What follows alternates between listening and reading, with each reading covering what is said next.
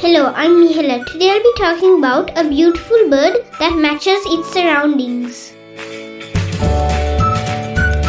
The golden-fronted leafbird.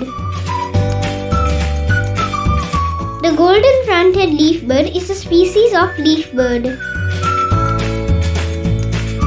It is found from the Indian subcontinent and southwestern China to Southeast Asia and Sumatra. Beautifully colored bulbul-sized bird which manages to vanish into the green foliage. Orange forehead is diagnostic. Unlike several other leafbird species, sexes are similar.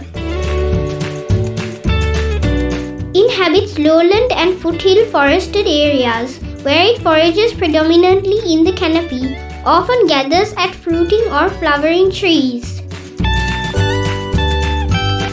Their calls are like